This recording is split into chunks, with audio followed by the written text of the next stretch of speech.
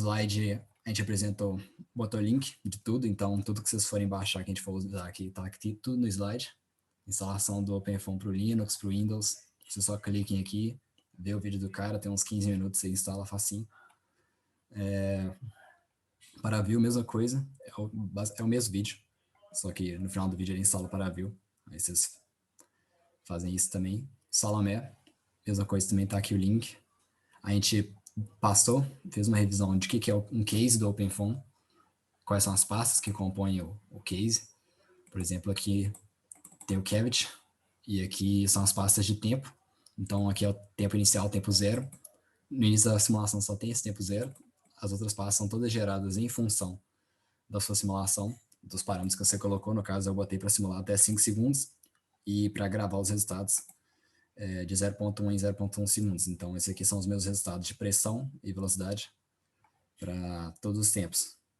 Não todos simulados, né? Porque o programa calcula para mais tempos do que isso aqui. Ele só... Mas ele grava para o que eu especificar. Então, é isso.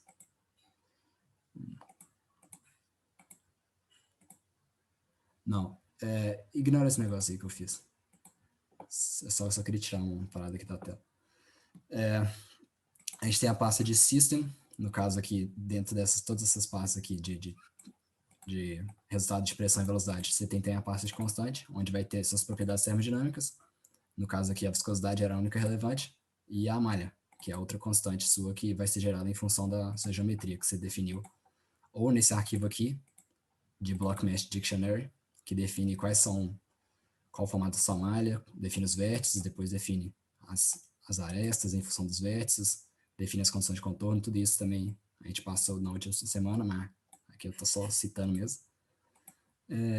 Control Dictionary é o principal, é o que tem aqui qual vai ser o solver que você vai usar para simular, para resolver aquela simulação, qual vão ser os seus tempos de início da simulação e de fim, seu ΔT ali, no seu passo de tempo, né?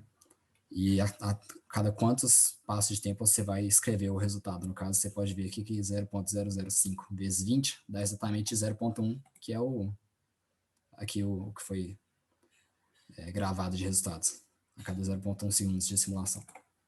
E você tem aqui seu FV Schemes, que define como você vai resolver os termos da sua equação de volumes finitos. Eu passei isso aqui muito por alto mesmo, porque dá para falar um negócio interessante disso aqui, bem aprofundado, e acho que teria que dar uma introdução a elementos finitos também, a teoria mesmo, e aí já ficaria um negócio mais pesado, assim, deixa para depois. Mas, enfim, a ideia é que quando você tem a sua equação, esses que são as fórmulas que você vai calcular, por exemplo, a derivada no tempo, aqui, ó, DDT schemes, como você vai discretizar, passar a sua equação de uma derivada para uma coisa discreta, né? No caso, um ΔT, por exemplo. Grad schemes, mesma coisa, você tem um gradiente, você quer passar esse gradiente para uma coisa discreta, no caso, em função da sua malha, né? O divergente também, o laplaciano, enfim, tudo isso. FV Solution só fala quais são os solvers mesmo, os algoritmos de resolução de pressão e velocidade que você vai usar. Isso aqui também teria que dar uma introdução a volumes finitos para falar, por exemplo, de piso, pimple e outros algoritmos de resolução de fluidos aí. Então, o que é o hoje? Hoje é basicamente, a gente vai só olhar um outro exemplo, mexer um pouquinho mais no Paraview, que da última vez foi bem rápido, e só mostrar mesmo basicamente o que foi mostrado antes e pegar o Salomé e fazer um case desde o início até o final do Salomé, que foi meio corrido também da última vez. Tá, vamos fazer de uma forma diferente. Eu vou mostrar para vocês como é que a gente costuma, no início, gerar mesmo um case de OpenFOAM, que é o seguinte. Quando a gente instala o programa, ele vai ser instalado numa pasta, no caso, nessa pasta opt aqui, OpenFOAM, e o que rola aqui é que aqui tem vários tutoriais. Então, a ideia, sempre quando você vai querer começar essa simulação, é você vir num dos tutoriais, pegar problemas parecidos com o que você está querendo resolver e alterar eles, entendeu? Então, por exemplo, você vai vir aqui em, o meu problema é compressível, ou então o meu problema tem transferência de calor, ele então é incompressível, você vai vir aqui, no caso, Aqui são os solvers possíveis. Eu vou pegar esse Sonic Foam aqui. Pegar um laminar.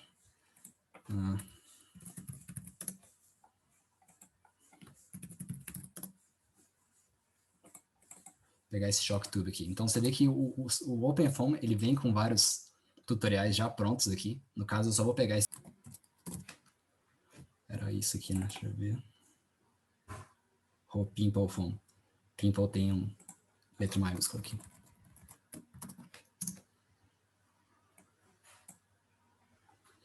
Aff. Deixa eu ver o que é isso aqui.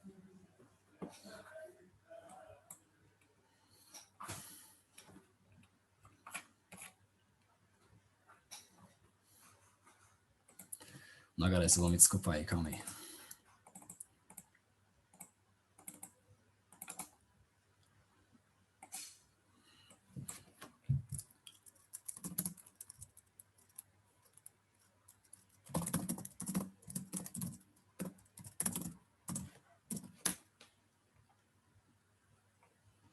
Eu vou pegar a simulação da tal rodada, deixa quieto. Mas sim, o que eu queria mostrar mesmo que era para view aqui. Depois eu vejo melhor porque que eu não tinha pegado certo aquela simulação. Mas essa que eu queria mostrar antes. Vamos fazer alguns plots aqui, vamos observar algumas coisas, resultados. A gente vem aqui em velocidade. Eu quero... Esse aqui é um problema legal aqui, bem visual, assim, bem bacana. Deixa eu ver. Vamos dar uma olhada na malha primeiro.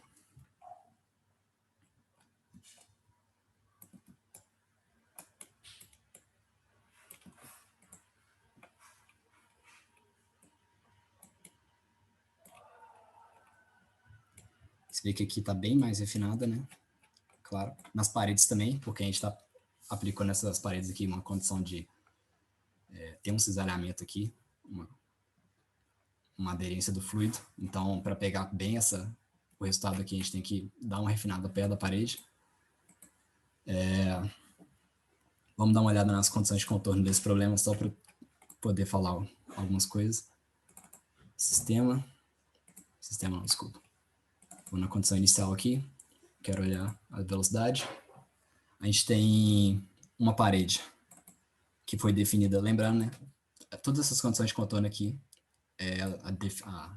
o detalhamento delas, o que são essas geometrias mesmo, ele vai estar em Block Mesh Dictionary, que vai estar aqui em System.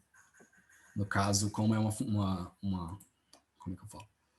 Como é uma simulação que a gente importou um arquivo CAD, que é esse desenho aqui, não tem o Block Mesh Dictionary. O Block Mesh Dictionary, ele é um arquivo que utiliza, se eu for gerar pelo próprio OpenFOAM,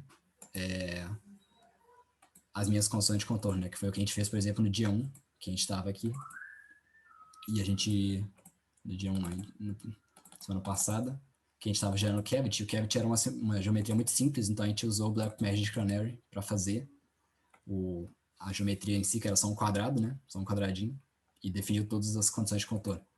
No caso ali da simulação, essa aqui, como já é um negócio mais complexo, já não tem esse arquivo aqui, porque não é por esse arquivo que a gente gerou as condições de contorno. Mas vamos dar uma olhada aqui nas condições de contorno de velocidade e pressão. A gente tem uma entrada de pressão, que é uma velocidade uniforme em x, 1, 0, 0. A gente deduz que isso aqui é claro que é essa aqui, está entrando aqui com velocidade de 1, 0, 0, na direção x. A gente tem... O que mais? Calma aí. A gente tem uma saída de pressão, ou seja, eu estou definindo aqui tem um gradiente de pressão zero, que é aqui. No caso, eu não estou dando nenhuma condição de contorno para velocidade. Eu não estou falando que a velocidade sai com nenhuma velocidade específica, eu só estou falando que a pressão na saída tem um gradiente zero. E aí a velocidade pode ter qualquer perfil que for que satisfaça essa pressão, essa condição de contorno. Eu tenho nas paredes uma condição de não deslizamento, que é isso que a gente falou aqui. O fluido vai ter uma aderência aqui na parede, por causa da viscosidade. E a gente tem, como é 2D, você tem front and back plane empty, que é aquela condição de contorno que a gente falou na semana passada. O OpenFOAM, ele gera sempre malhas 3D, e como isso aqui é uma geometria 2D, a gente tem que definir essa superfície aqui da frente e essa aqui de trás como sendo empty, que é para falar para o OpenFOAM para ele não resolver nesse sentido, e a gente bota só um elemento nessa direção também. Então, você vê que aqui só tem um elemento, né, nessa dimensão Z, porque não é para ele resolver nessa dimensão, é uma simulação 2D mesmo. O que mais que dá para falar aqui? A gente tem...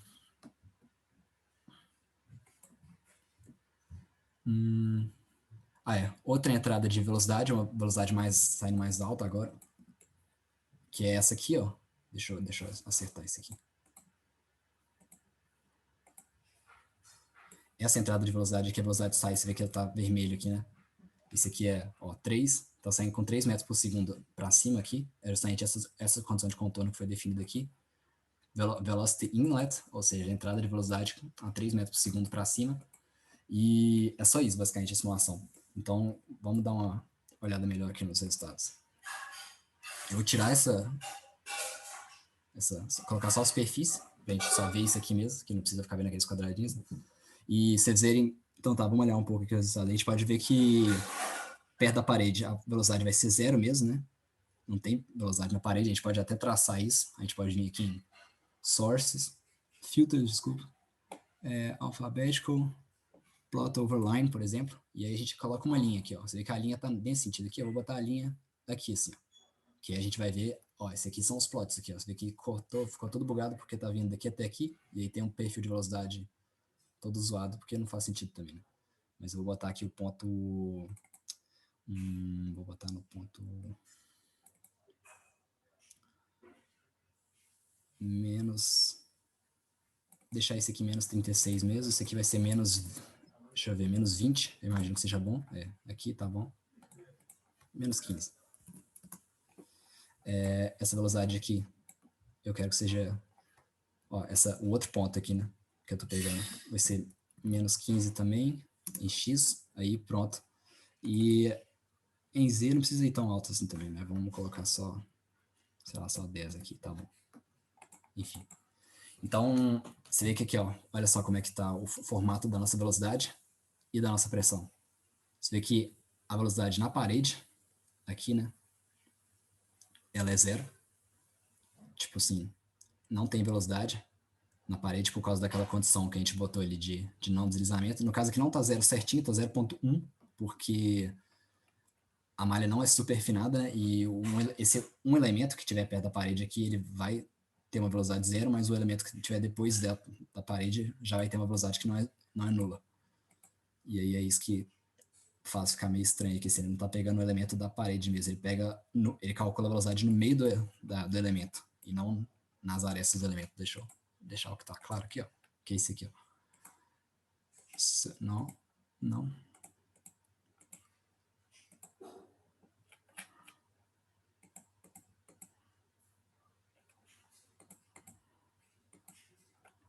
Aqui. 2D. Tá bom. Esses resultados, ele tá pegando não na parede do elemento, mas ele calcula um resultado para cada célula. Esse que é o negócio dos volumes finitos aqui também. Diferente, por exemplo, de elementos finitos, que você define uma função de interpolação. Em elementos finitos, você usa a propriedade que está sendo variada dentro da célula, ela pode mudar dentro da célula. Então, tipo assim, pode ser aqui 0 e aqui pode ir linearmente até 1, ou então linearmente até 20, enfim. Volumes finitos, não. O resultado é único para cada célula, tanto que esse aqui é o resultado que ele calcula mesmo. Que é... vou botar aqui... Surface with edges.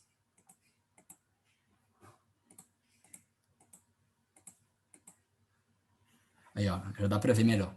Se eu não botar ele para fazer esse smooth, você vê que aqui ele deu uma interpoladinha, ficou um negócio suave. Esse aqui é o resultado que ele tem de verdade. Ó. Você vê que é 1 por célula.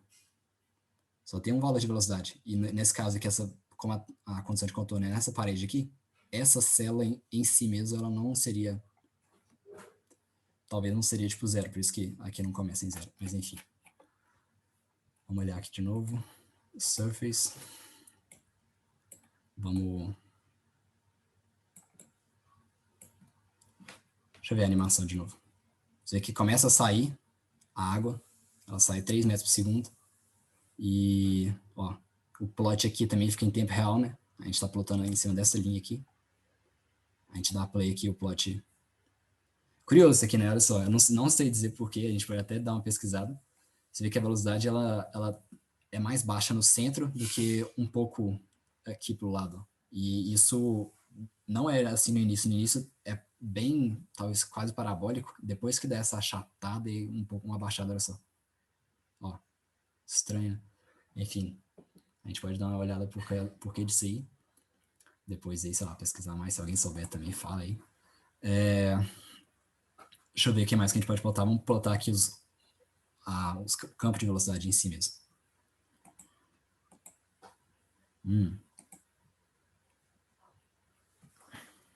Isso é coerência da malha, porque você coloca ainda velocidade horizontal, você também tem velocidade da camada que está deslocando. Então você acelera o escoamento um pouquinho mais. Mas é só de malha isso. Esse seu aspecto de velocidade mais alta aí.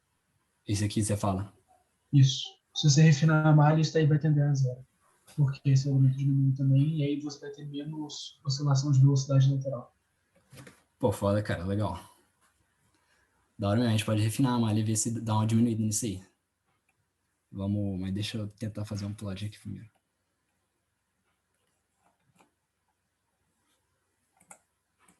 Ele tá plotando só nessa superfície aqui, eu quero que plote em toda a parada. Deixa eu ver. Aqui, ó.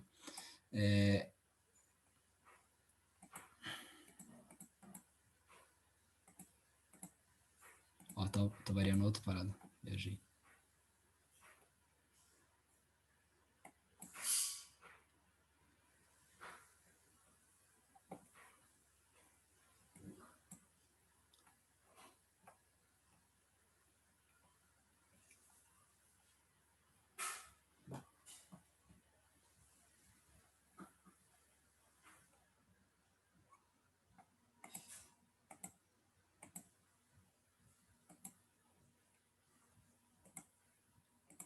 Ah, ele tá plotando em cima dessa linha, ele pegou... Ah, entendi. Porrice minha. Ele, como eu cliquei no grid quando isso aqui estava selecionado, ele tá plotando automaticamente em cima dessa parada aqui. Você vê que o programa, sei lá, de certa forma ele é inteligente, então. Deixa eu apagar isso aqui. E pronto, agora eu devi. Deixa eu ver. Pronto, é isso. 2D tá bom. Vou pegar a velocidade aqui.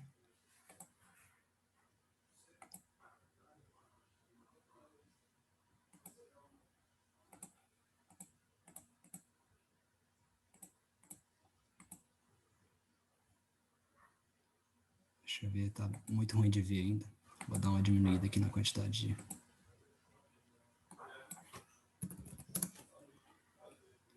Agora tá bem pouco.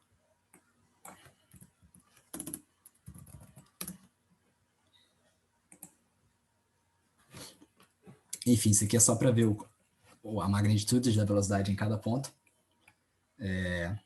Coisa que o outro também, de certa forma, mostrava, só que às vezes isso aqui é interessante para você conseguir observar.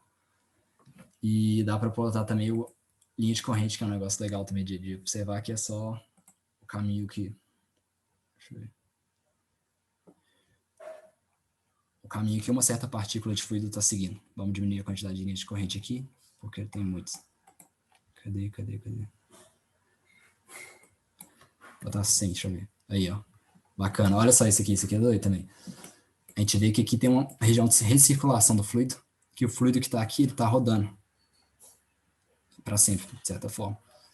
O fluido que entra por aqui, ele faz esse caminho naturalmente, sai ali, esse aqui também, mas tem um fluido que está nessa parede aqui que está recirculando. E é isso a gente observa traçando justamente essa linha de corrente, que a gente pode aumentar a quantidade de linhas de corrente. Para ver um pouco melhor, fica... Deixa eu fechar isso aqui. Cadê?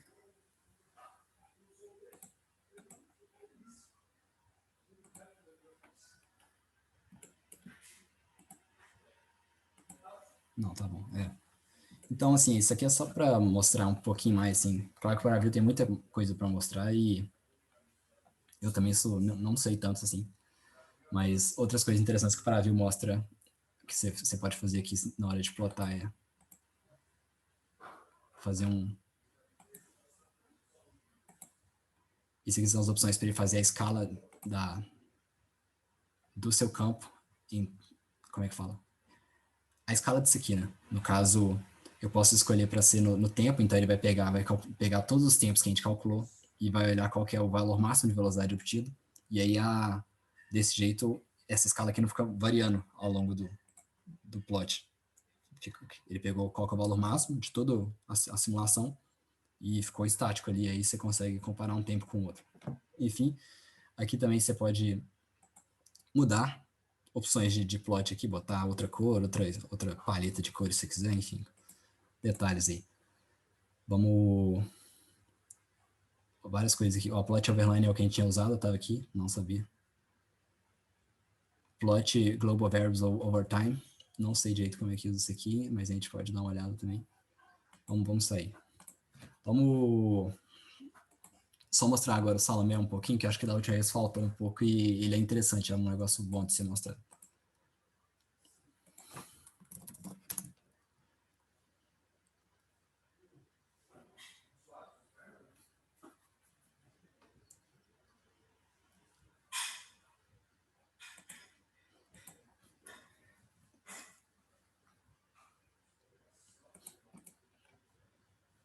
Acho que isso aqui também é relevante, a gente fala um pouquinho disso aqui, que era a parte que não deu para falar disso na última aula, no último encontro, que é a modelagem do problema da cavidade plana que a gente estava resolvendo, que é esse aqui, né? Cadê o quadradinho aqui, com a parede? Tem como modelar ele analiticamente. Chega uma hora que chega num dead end aqui, não dá para resolver analiticamente, tem que entrar em diferenças finitas, mas até o desenvolvimento analítico dá para mostrar e acho que é um negócio interessante. Só deixa eu mostrar um pouco aqui no caso do Salomé. Como eu disse, tinha vários modos, né? Vários módulos aqui no Salomé. A gente está sempre passando de um para o outro para gerar nossa malha. Opa. O Shaper, que é um negócio mais CAD mesmo, você gera aqui mais fácil uma geometria do que nos outros. Ele é melhor para desenho mesmo. Você cria uma parte, faz um sketch. Calma aí, isso aqui tá me incomodando.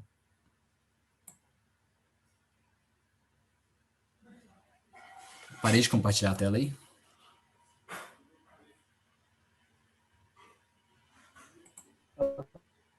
Não, agora voltou, né? Beleza. Como é que eu desenharia, por exemplo, o Cavity lá da última aula? Caralho, da última encontro. Defini a minha, como é que fala? Meu plano aqui de desenho.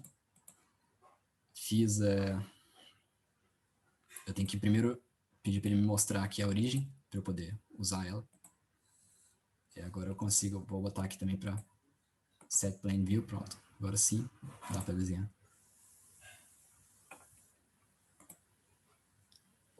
Não.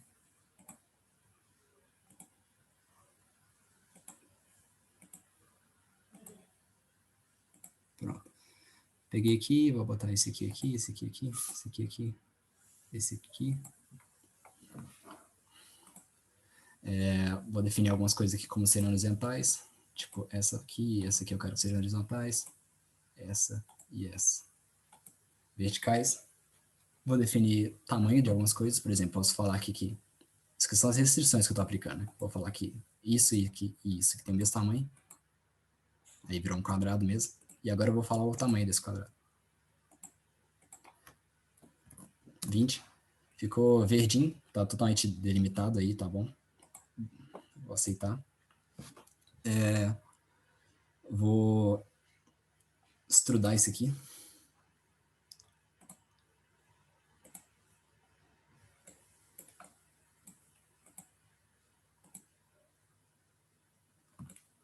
Calma aí. Aí. Tá sendo extrudado. Pronto, gerei isso aqui. Vou vir aqui em Features, Export Geometry, que é para passar para o Geometry que está aqui.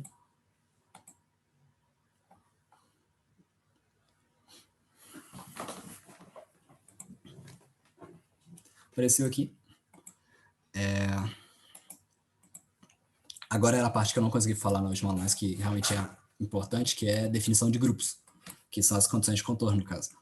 eu vou vir aqui em New Entity, por exemplo, Create Group, e aí eu vou selecionar as condições de contorno. Vou selecionar essa, vou selecionar uma superfície, né?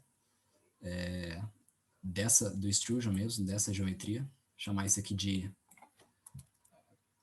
Eu tenho que, no caso, chamar do mesmo nome que eu tinha utilizado no meu OpenFOAM. Então, por exemplo, se eu tivesse desenhado, vamos supor que eu desenhe aí...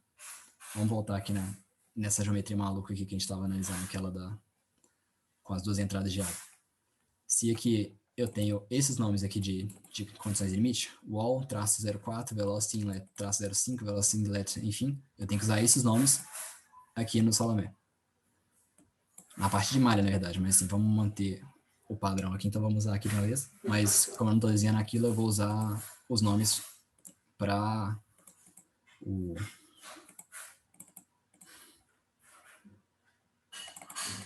o cavity que a gente estava falando da última aula. Deixa eu me contar. Block Mesh Dictionary era Fixed Walls. Copia isso aqui. Nome do grupo Fixed Walls. Deixa eu ver. Tá, vamos apply. Ó. Burrice. Não selecionei qual que é a tal da geometria. Shift, para selecionar mais de uma parada. Não é Ctrl aqui, é Shift. Pronto, selecionei essas 3 paredes, que são as minhas paredes planas, paradas que estão lá do cavity. Apliquei. Opa. De novo. Add. Aí, agora sim. Agora apliquei. Pronto.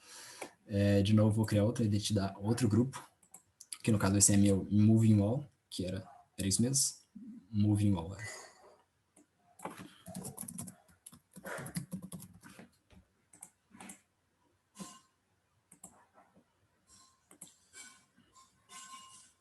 Main shape é isso aqui.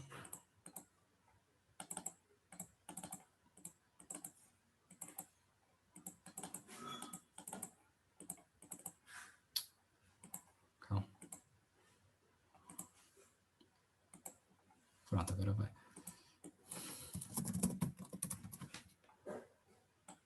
No caso, selecionar apenas uma.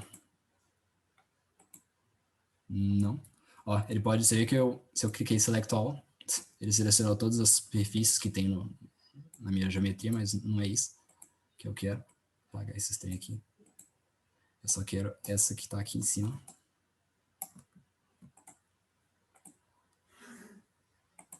Apply and Close. Beleza. Então você tem aqui agora. Vou até vir aqui e parar de ver essa parada daqui. Pronto. Eu tenho a minha geometria mesmo. E eu tenho as minhas condições de contorno. E eu tenho que definir outra condição de contorno 2D, que é para frente e para trás aqui. Create Group. No caso era empty, né? Deixa eu dar uma olhada. Ah, não, front and back. É isso.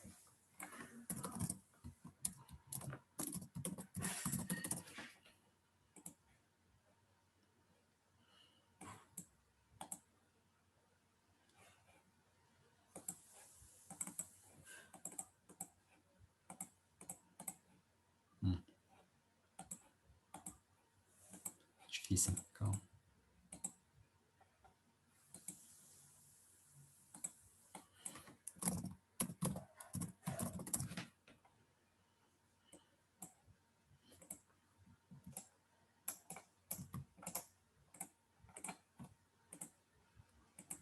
Pronto, estão todas as minhas condições de contorno definidas. Eu venho aqui na malha mesmo.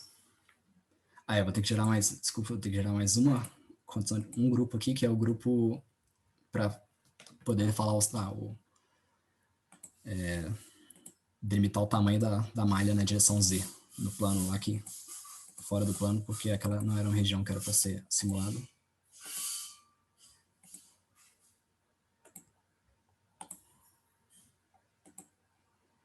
Pronto, selecionar essa aresta aqui. Esse aqui pode ser qualquer coisa, porque isso não é uma malha em si. Selecionei aqui. Pronto, é isso aqui. Add. Apply and close. Pronto, agora tem tudo que ele precisa. Vamos dar uma olhada aqui na geometria. Opa. Gerar minha malha, né? De novo, create mesh.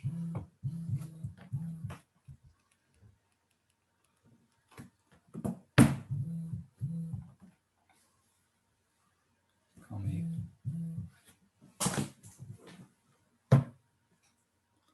Beleza. Hexaétrico mesmo, tá bom?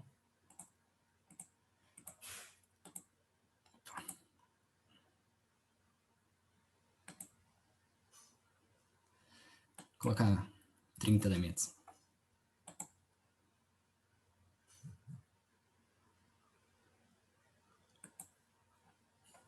E definir uma hipótese sobre essa aresta aqui.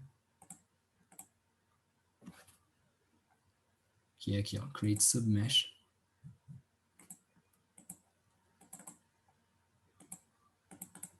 Nossa, sempre apanho para aí, pronto. Wire discretization. Vou vir aqui em number of segments. Eu quero um só elemento naquela aresta, não 15. Então pronto, apply and close. Ah tá, a malha em si não define. Essa aqui.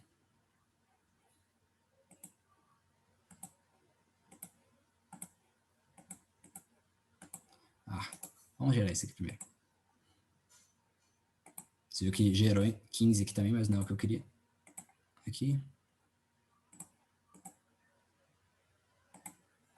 Pronto, pegou.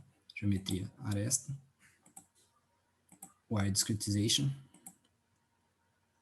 Definir aqui o que eu quero definir, né? Que é o número de segmentos. Um só.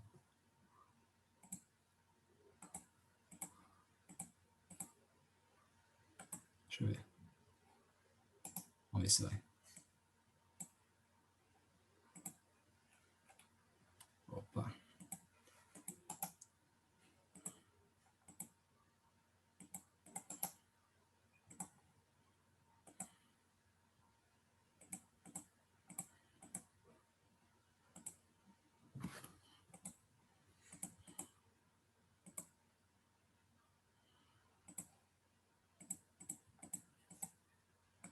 Na hora de definir tanto de vez, calma.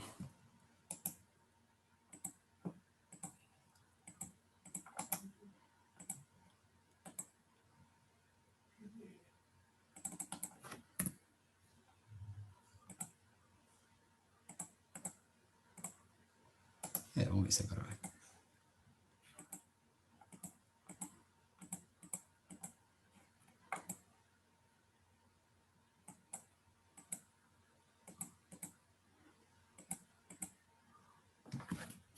Agora ele botou ali transição lenta. Não, não é isso que eu quero.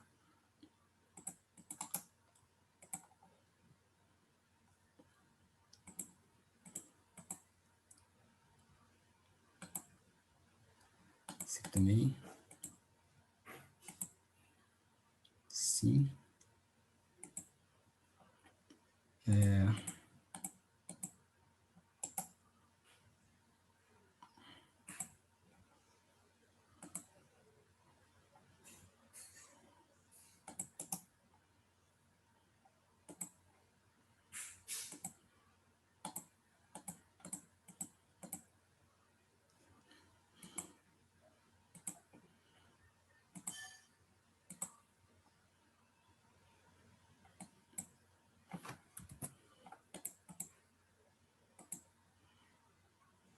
Tá, vamos ver se agora vai.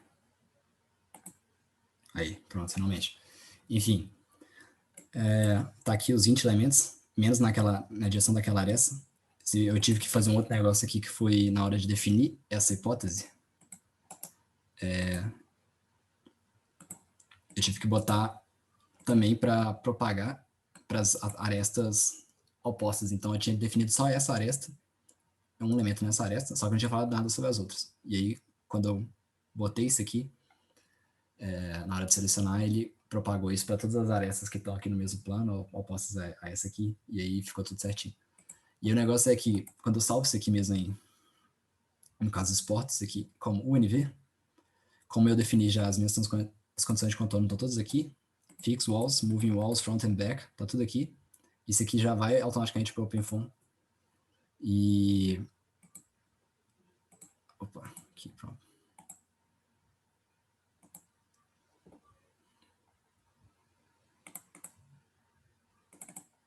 No caso, colocava aqui, sei lá. Essa malha que eu gerei aqui, ela já funciona aqui. Ela já funciona e eu só aplico esse comando. Vou botar esse aqui. Ó, já tinha aqui a outra malha que eu tinha gerado. Vou aplicar esse comando.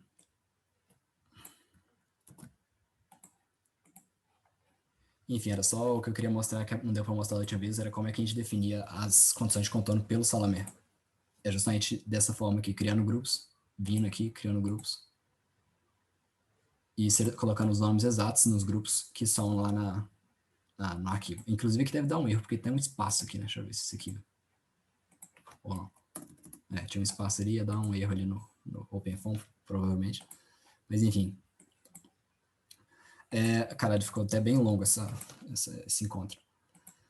Vou passar bem rápido aqui, só pela parte de...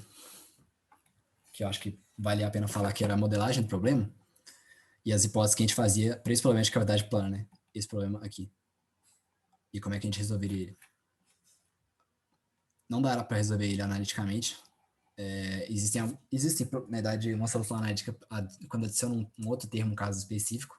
Eu vou botar um artigo lá no Drive, que explica isso melhor. Também estou lendo ele, nem li ele todo. Mas, basicamente, dessa forma que a gente está vendo aqui, não tem solução analítica, só solução por diferenças finitas ou volumes finitos, enfim. Mas, enfim, como é que a gente faria a modelagem do problema? Primeira coisa, a gente tem aqui a nossa equação de conservação da massa. O fato de ser incompressível incompressível por definição, quer dizer que a densidade se conserva numa linha de corrente. Então, esse termo aqui, ó, ele vai ser zero, ou seja, a densidade, não quer dizer que a densidade é igual em todos os pontos do fluido, quer dizer só que uma mesma partícula de fluido que atravessa o escoamento, ela vai ter a mesma densidade desde o início até o final. Mas, assim, outra partícula que está atravessando outro ponto do escoamento pode estar mais densa. Então, essa é a diferença. Esse aqui, essa derivada com esse D maiúsculo aqui, é isso. É uma derivada no tempo, mais os termos convectivos aqui. Mas, enfim, isso aqui é zero. Como é zero, só sobrou esse termo. O ρ aqui você passa para o outro lado, enfim, você tira. Então, essa aqui é a minha equação de conservação da massa. Para um fluido incompressível, é só divergente da velocidade igual a zero. Eu tenho a equação de Navier-Stokes com os termos, né? Esse aqui representa a aceleração, ou seja, a derivada da velocidade no tempo, na aceleração, né? Isso aqui é a convecção de aceleração, porque isso aqui era a aceleração, a variação da velocidade localmente, né? Ou seja, a velocidade num ponto, né? Você pensa lá naquele problema que a gente estava estudando aqui daqui, por exemplo. Não. Aqui. Esse problema.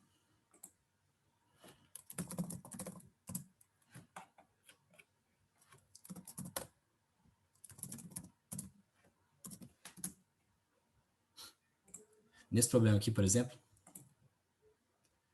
você tinha...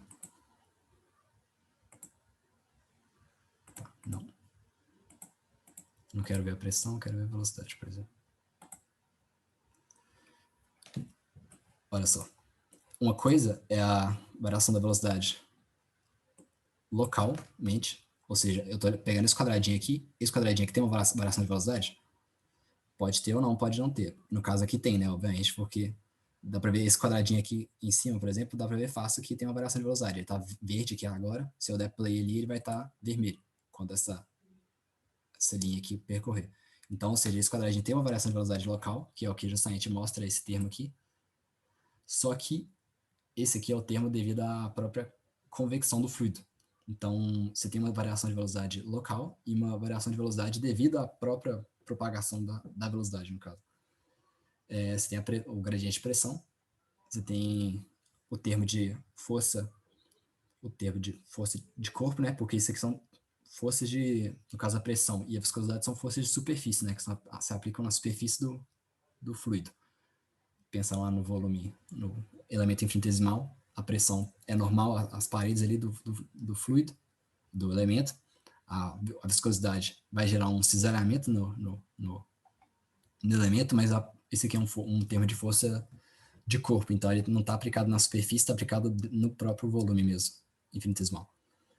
Enfim, se não tem força de corpo, esse termo que some, quando eu adimensionalizo essa equação, o que parece é a equação dimensionalizada com Reynolds aqui, né?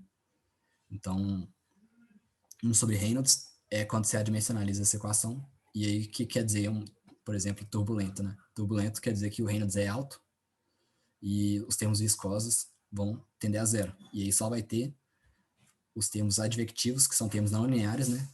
Não lineares por quê? Porque tem velocidade aqui, vezes derivada da velocidade, ou seja, a parada vezes a derivada dela, multiplicado pelo outro, isso aqui é um termo não linear, e isso que gera uma turbulência, gera uma instabilidade e o caos ali da turbulência em si. Eu e o Pedro lá, a gente está organizando uma apresentação de turbulência para a semana que vem, não deu para fazer nada para a semana, muito corrido, mas a gente deve falar um pouquinho de turbulência semana que vem, melhor. Mas enfim, essa aqui é a equação de Navier-Stokes adimensionalizada. Agora, tá aqui as minhas equações de conservação da massa, lembrando, virou só isso aqui, a equação de Navier-Stokes virou isso, e agora eu posso tratar em função da vorticidade. A vorticidade é definida como sendo o rotacional da velocidade, né? Ou seja, a vorticidade, o que quer dizer isso? Pensa num vórtice mesmo, né? Tipo, uma região que tiver um fluido, por exemplo, essa região aqui, ó. Opa.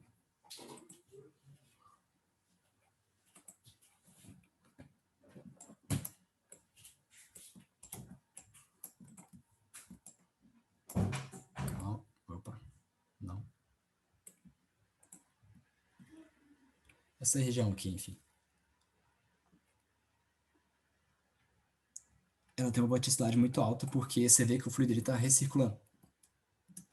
Ou seja, tem um vórtice aqui, e esse vórtice ele é definido matematicamente como sendo as derivadas cruzadas, ou seja, o rotacional da velocidade.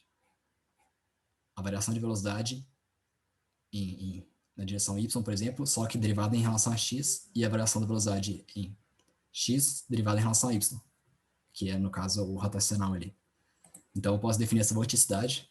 E o que acontece se eu definir a vorticidade? A vorticidade, né, nesse caso 2D, em que a velocidade z é zero, né? Não tem velocidade fora do plano. Isso aqui vai dar zero, isso aqui vai dar zero.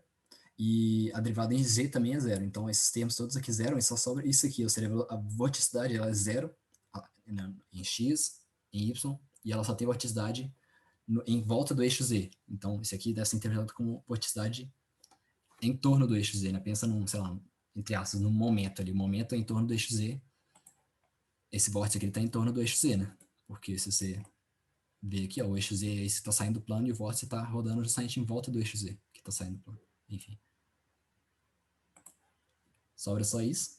E aí, se você pegar essas equações aqui, você pode derivar elas, a primeira equação aqui em y, e aí você pega Vx derivado por Vy. É exatamente esse termo aqui, ó, Vx por Vy.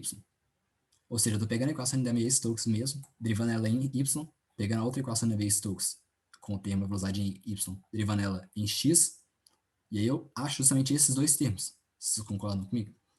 E se eu somar ela, as duas, o que eu consigo fazer é transformar esse Vx, no caso Vy, e esse Vy, Vx, em vorticidade. E aí vira uma equação só. Ou seja, eu peguei a equação em x e y e transformei em uma só. Artifício matemático aqui para a resolução do problema.